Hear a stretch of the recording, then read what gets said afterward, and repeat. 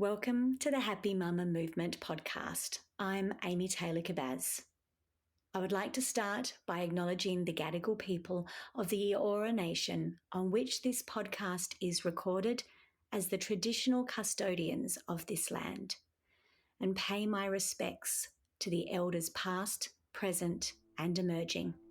And as this podcast is dedicated to the wisdom and knowledge of motherhood, I would like to acknowledge the mothers of this land, the elders, their wisdom, their knowing, and my own elders and teachers. Welcome back, mamas.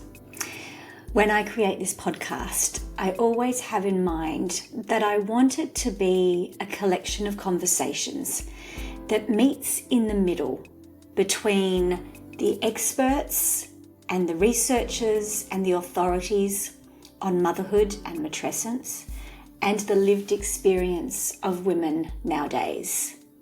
I hope and desire that these conversations land somewhere in the middle so that we continue to learn and grow through the beautiful new insights that are coming to the world through matrescence, but also we hear each other's voices and stories so we know we're not alone.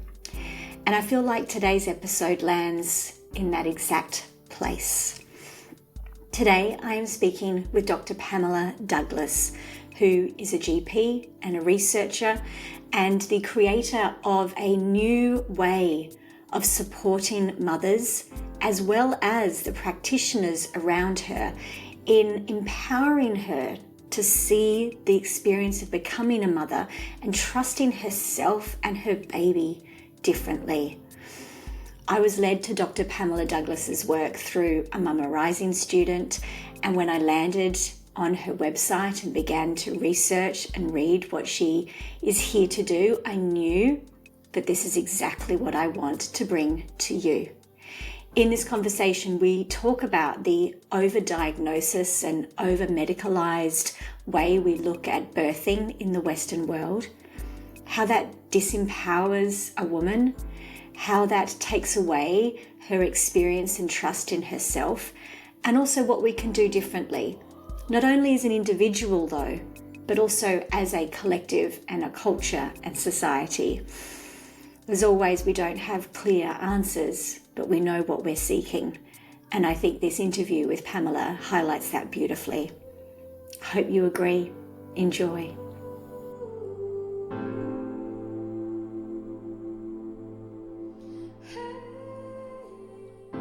Dr. Pamela Douglas, thank you so much for joining me on the podcast.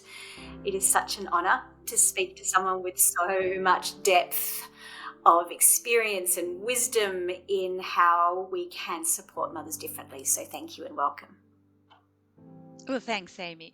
Those generous words. It's a real pleasure for me to be here speaking with you now. I first came across your work because one of the women in Mama Rising said to me, you have to get Pamela on your podcast. It's a long time ago, actually. It's taken us a while to make this work between the two of us because she experienced your support firsthand as a new mum. She actually isn't Australian, lives overseas, but was here when she had her babies, so totally without any support network, and really credits you with how she got through that very challenging time. And so that then led me to land on your website and look at your work, and my goodness, as I said, you have so much to share with us. So maybe if you first could start with your experience and your and what you have done with mamas over all of these years, how you've supported them. Well, thanks, Amy.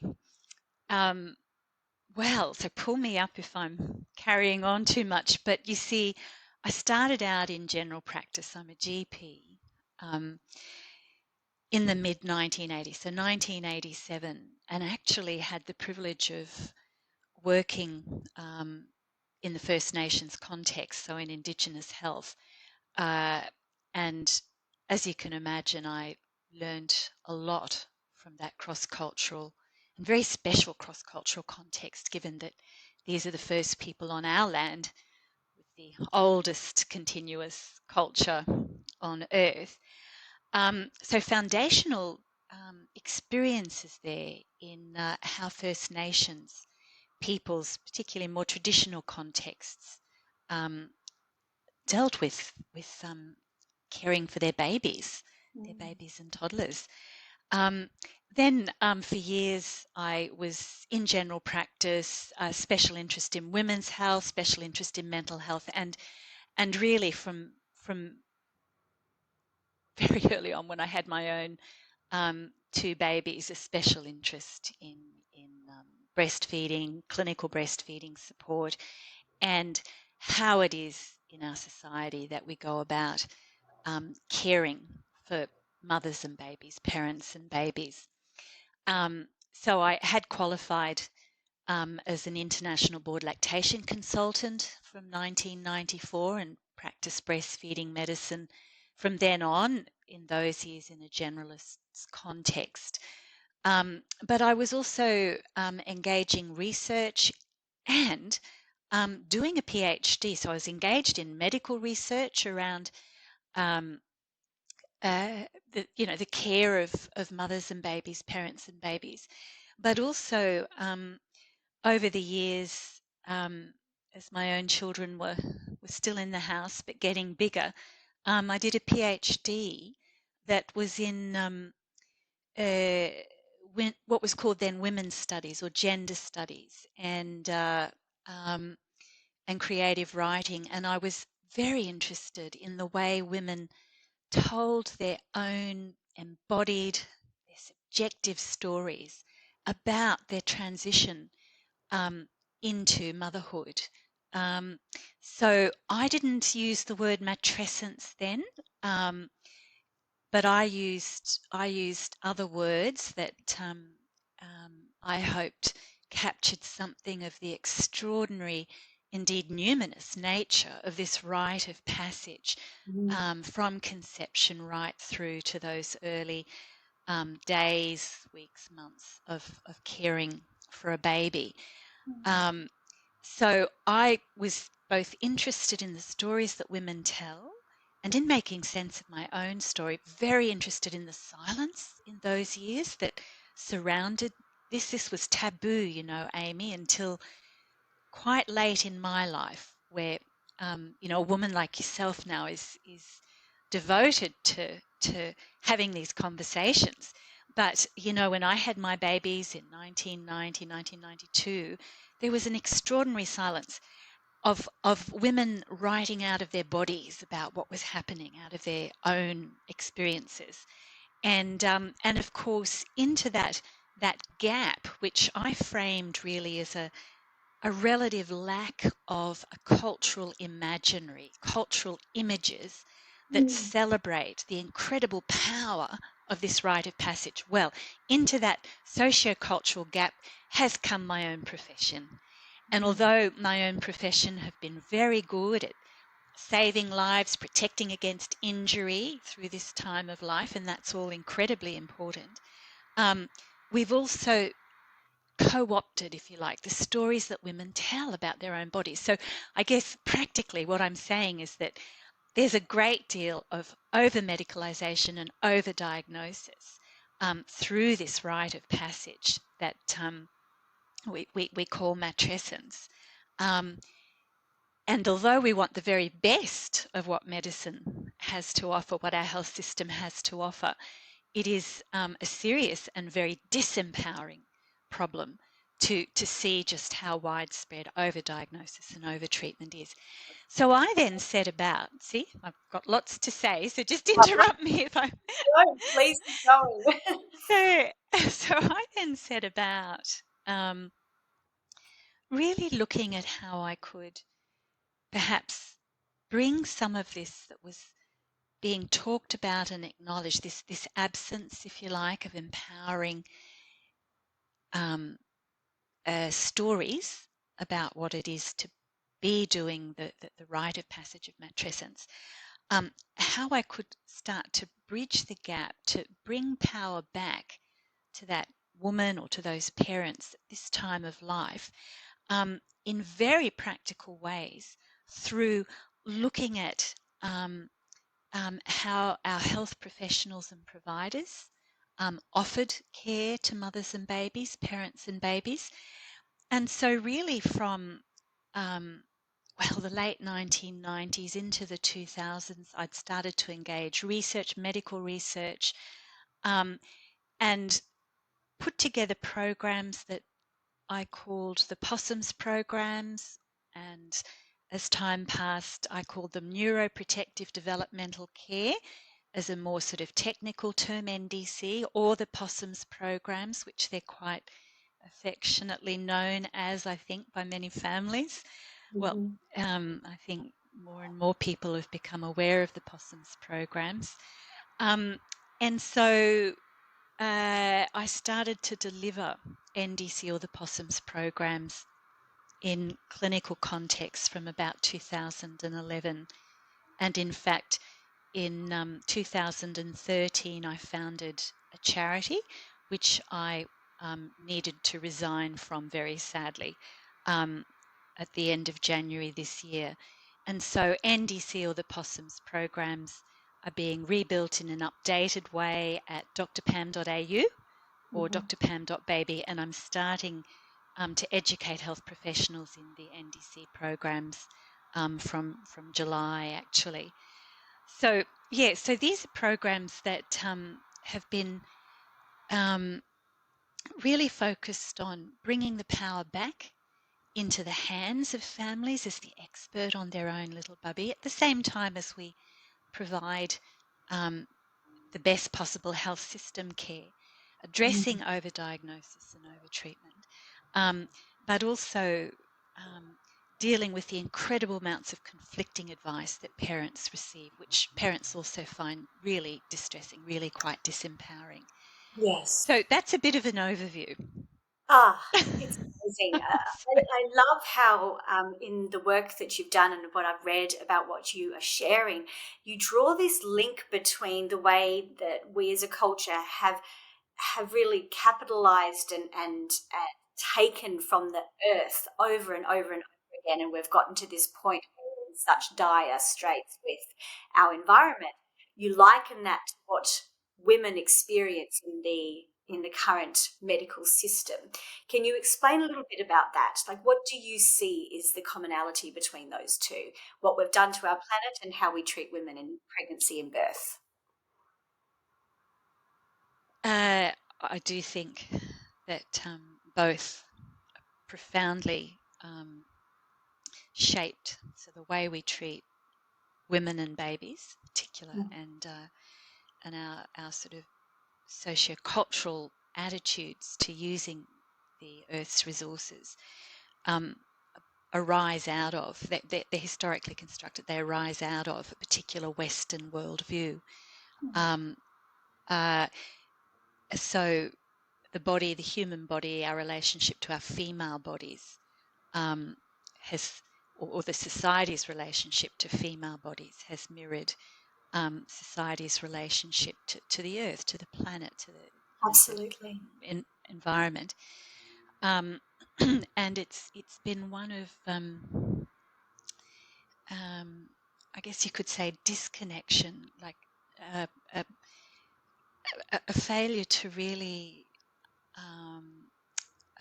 understand the incredible complexity of the ecosystems of the planet, or indeed the ecosystems of that woman and her baby, parents and babies, both physiological down to the very cells of our bodies, then nested, if we use the language of complexity science, nested in a whole range of other complex systems, whether it's the family, whether it's friendships, whether it's social factors that come into play around the family's life. Does that make sense? It makes so much sense. So there's very clear resonances. There's no doubt about that. It's to do with a patriarchal society with deep, deep roots. Don't want to be simplistic about it, but we can't resile from this, and how that's still playing out today in a health system that's just not. I mean, we've had, let's say, 50 years of a real research focus on why, say, human milk is best for human babies. In fact, it really doesn't help to say that to women now because it's so embedded. We know that.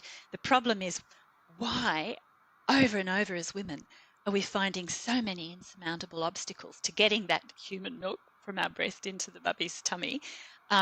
That kind of clinical research is still a frontier. It's just not been a research priority. And then right across the domains that I might sort of frame as the neuroprotective developmental care or Possums programs, whether it's sleep, whether it's a baby's sensory motor needs, whether it's the feeds, the breastfeeding, the feeds, whether it's how we make sense of baby's behaviour and diagnose various conditions, and whether it's that woman, those parents' emotional well-being and mental health.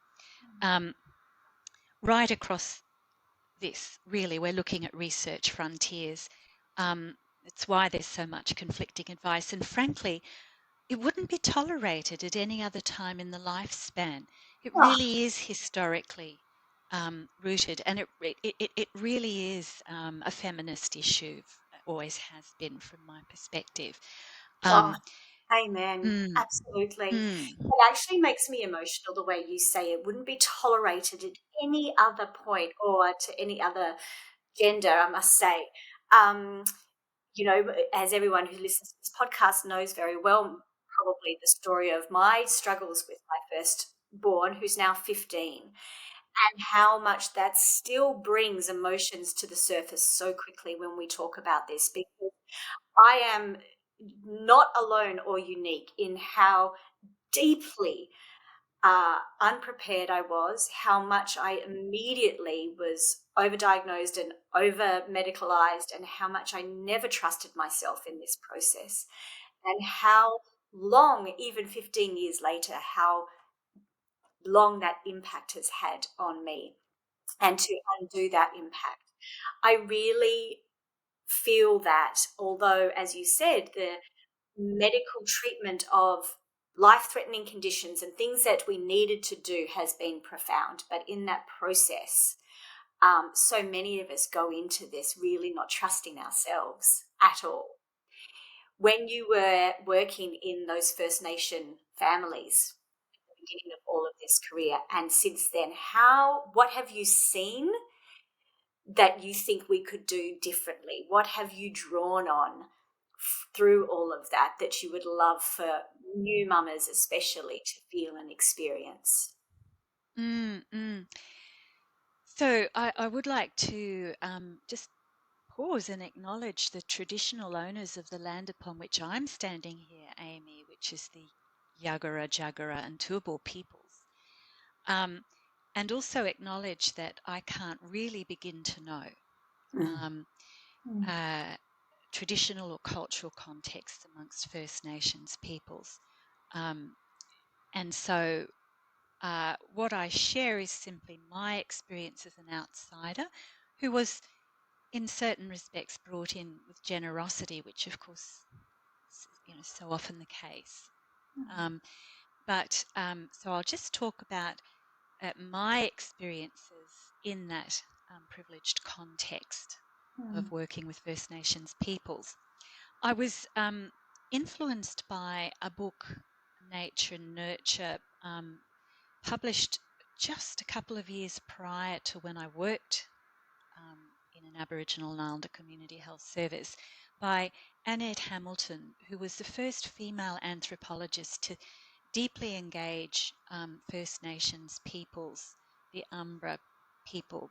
And I'm heartened to see that her work in that book is drawn on heavily in what I understand to be the most recent document that's come out speaking from First Nations perspective to First Nations peoples about how First Nations peoples raise their babies. So I feel as though that sort of speaks to an integrity in her work that she's quite heavily quoted. So she influenced me, and then I saw this, of course, day by day when I had some access into more traditional contexts, that there was that responding to the babies communications or cues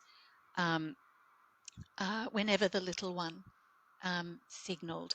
And often that might be offering the breast in the breastfeeding context, but the little one was carried not necessarily by that biological mother, but by this multi-centric, if you like, this network of loving adults, instead of the sort of one-on-one that our primary carers often find ourselves locked into in our society.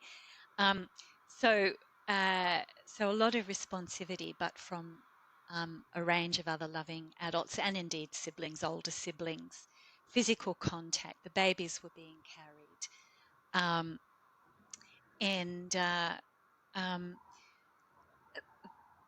And then the richness of the sensory motor context in which those little ones found themselves.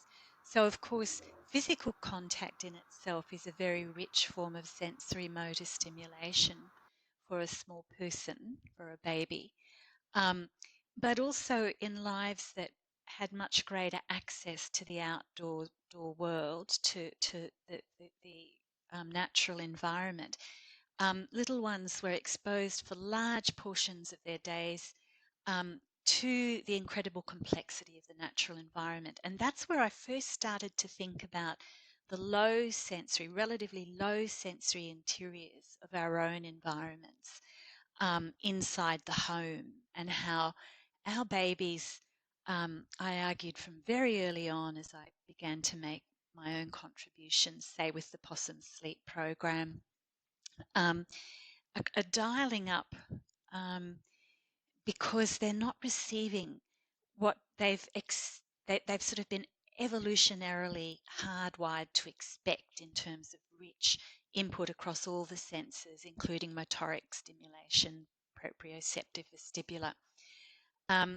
So when I first started to publish research papers, thinking, okay, I'd like to, I felt with the generalist's brain, being a GP who's able to, GPs are really good, I like to think, at integrating right across all the social sciences, very interdisciplinary brains we GPs have. And when I started to publish research, it was using interdisciplinary lenses, cross-cultural lenses, to make sense of infant crying, which, back then we were all being taught was kind of developmentally normal, crying for a number of hours each day. But actually, if you looked at other cultures, our little ones weren't crying for that kind of duration that we often saw in the West. So I was really interested in, okay, let's look across all the domains of baby care and translate this into a set of sort of health system or medical programs that address the kinds of things that we have trouble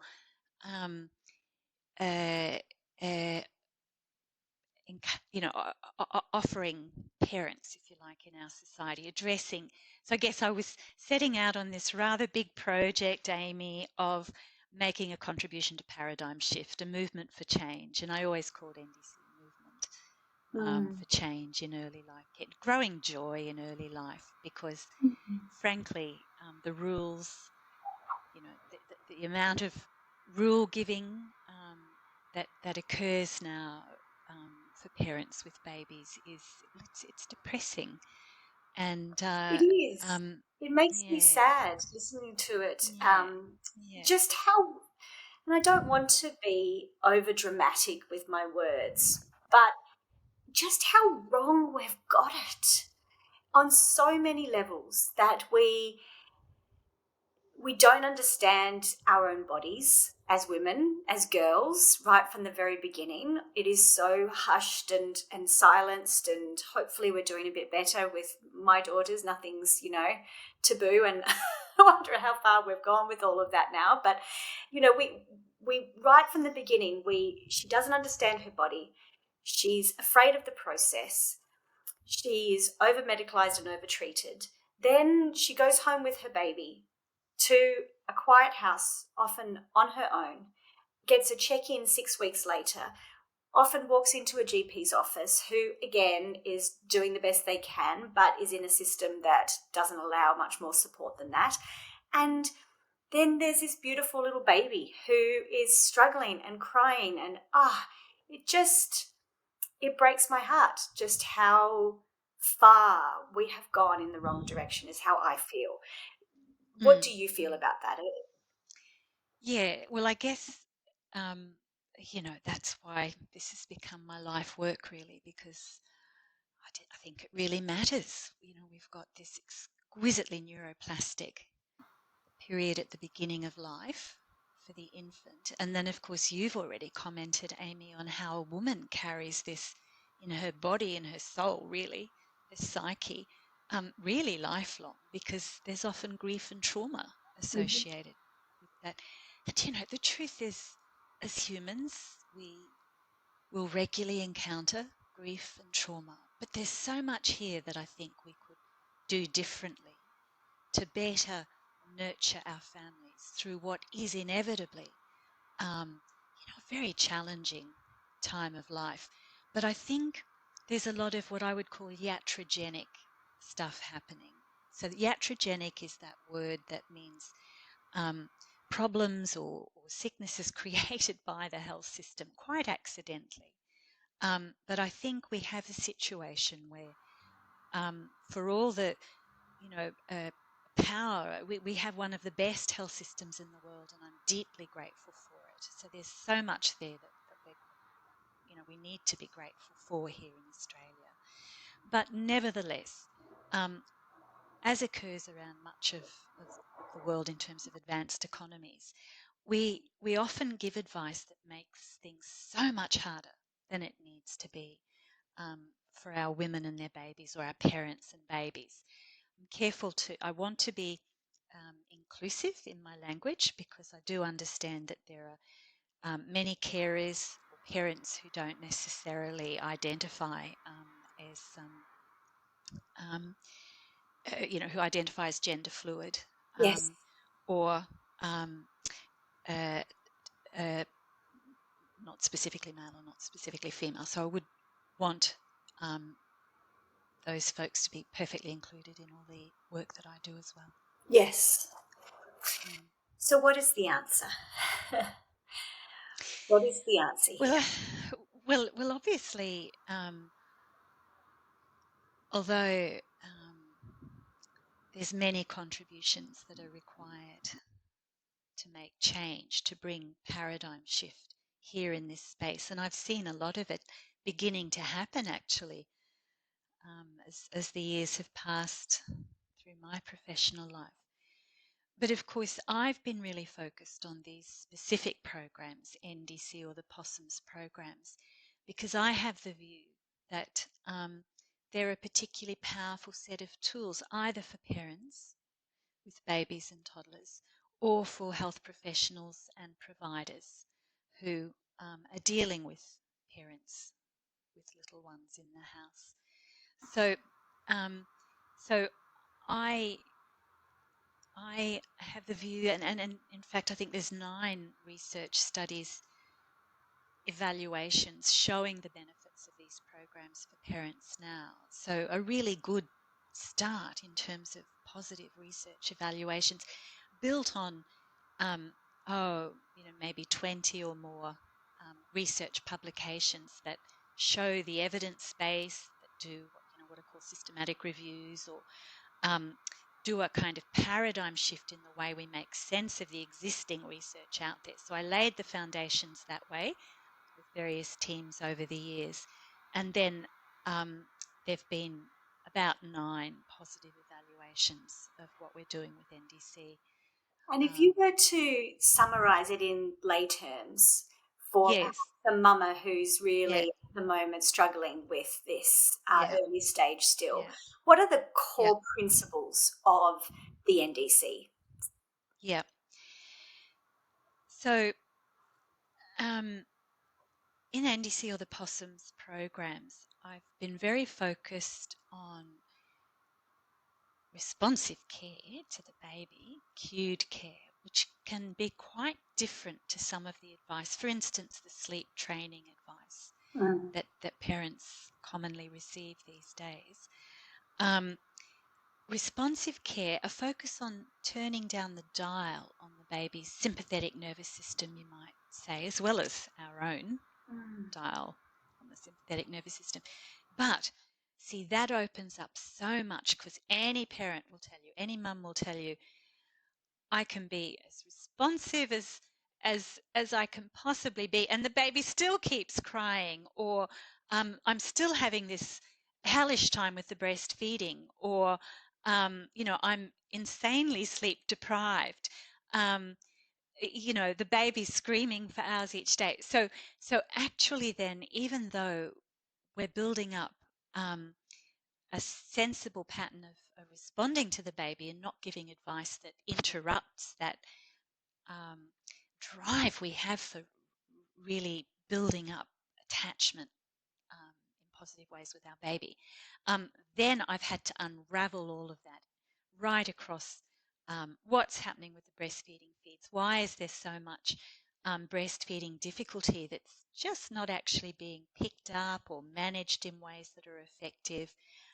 People get cross with me for saying that, but I think every health professional is doing their absolute best, but we just have to be straight that we're operating in a research frontier. So we're all just doing our best without really good, solid evidence. So, why are there these big blind spots in terms of breastfeeding or even feeding, bottle feeding support? Why is sleep training dominant when the research would show us that it doesn't really decrease the frequency of night waking? What can we do that better addresses this? And in just a few weeks' time, I've got my updated Possums Baby and Toddler Sleep program coming out on drpam.au. Or why do we misunderstand a baby's sensory motor needs? What do we need to be doing there to help that little one's sensory motor needs be better met so the bubby's dialed down? Why, if we look at the baby's health, are we interpreting baby behaviour in ways that give a diagnosis, even though we don't want to miss diagnoses? Why are we doing all of this diagnosis? It's because we can't find other ways of making sense of the baby's behaviour. Can we help parents take that power back and make sense of the baby's behaviour in other ways? And then, of course, all of this is so bound up with a woman's emotional well-being and mental health, because we know from the research, if you've got the breastfeeding problems, if you've got sleep problems, if you've got a baby who's crying for long hours each day, well, we've got a woman who's at serious risk of postnatal depression. So all of our conflicting advice drives up anxiety for parents, for that woman, and of course, that's going to increase her risk of postnatal depression. So am I making sense, Amy? You're making so much sense, and I wish I had known about you 15 years ago, but then I wouldn't be here, so that's okay. And that's it, isn't it? We go life through is what we need so to. messy, isn't it? And then we turn our experiences into something so profound as you're doing that gives to all these other women Yes. and parents. Just one I've last. written that book. Sorry. Can I just mention the Discontented Little Baby Book? I should just throw that in there, because in a way that's I like to think it's accessible. It's stories that's available for parents out there. Thank you. Yes, and we'll put all the links to these in the show notes for everyone listening. Oh, thanks, Don. Yep. Perhaps the last thing I would love for you to reflect on. It's a favourite rant of mine, and I'm sure you will feel the same. But listening to what you were saying about how we're doing it differently and what we hope mothers will get, it's still in my mind. I hear that it's this woman on her own, perhaps if she's lucky, a supportive partner, but it's still responding to the baby. She's the only one who's doing that.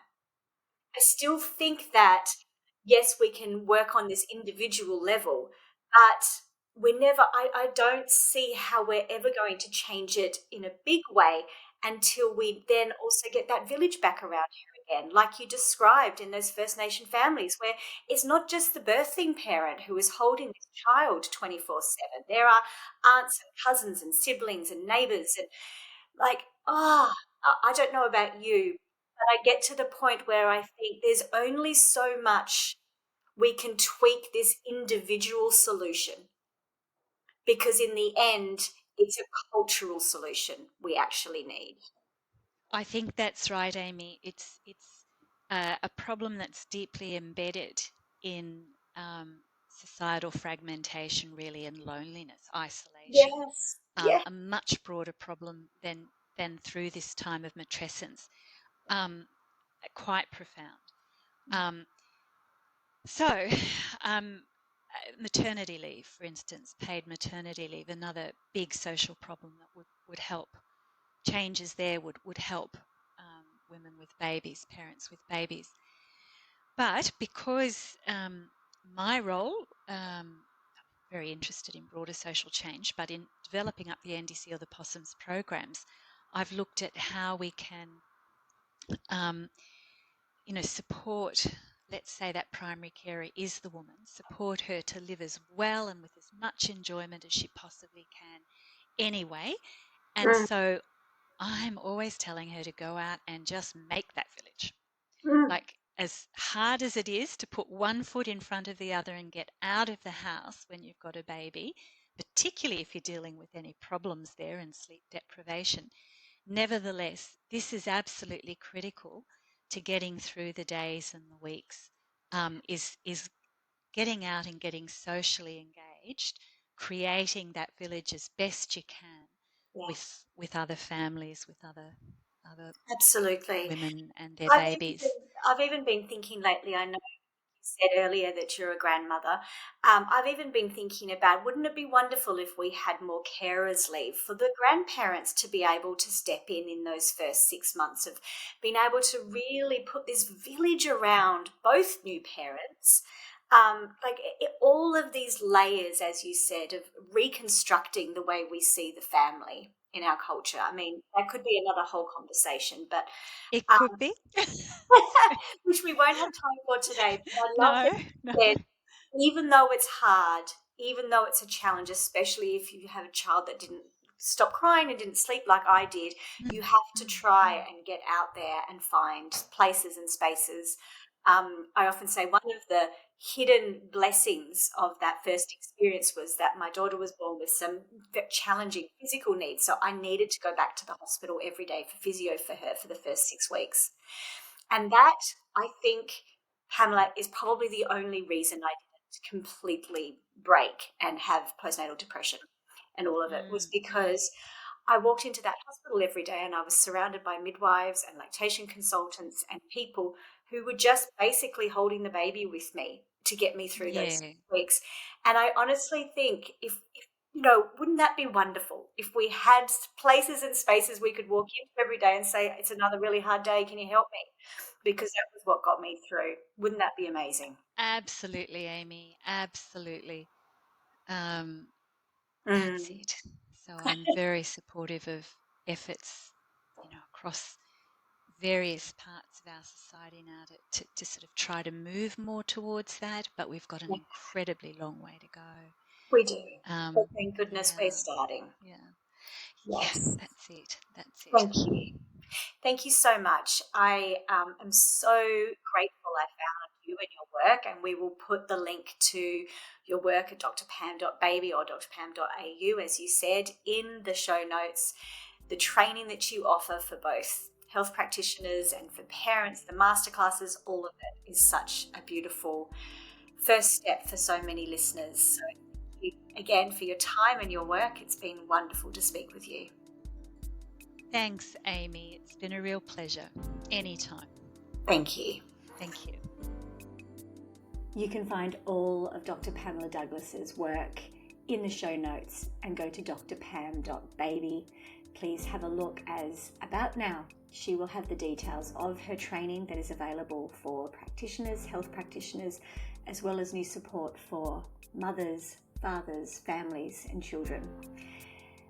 I hope that these conversations continue to show you, beautiful mama and listener, that although the system is very broken, as you heard me reflect in this interview, in a way that still, even after 15 years, deeply affects me, brings tears to my eyes as I talk about it every single time, I hope this interview shows you that we're also finding our way forward, that there are ways for us to do this differently, and that's what we're here to do, through storytelling, through conversation, through finally taking that mask of motherhood off and showing each other how we can do this differently. Thank you for being here. Thank you for sharing this podcast and this movement with each other. This is how we change things. Until next week, Sat Nam.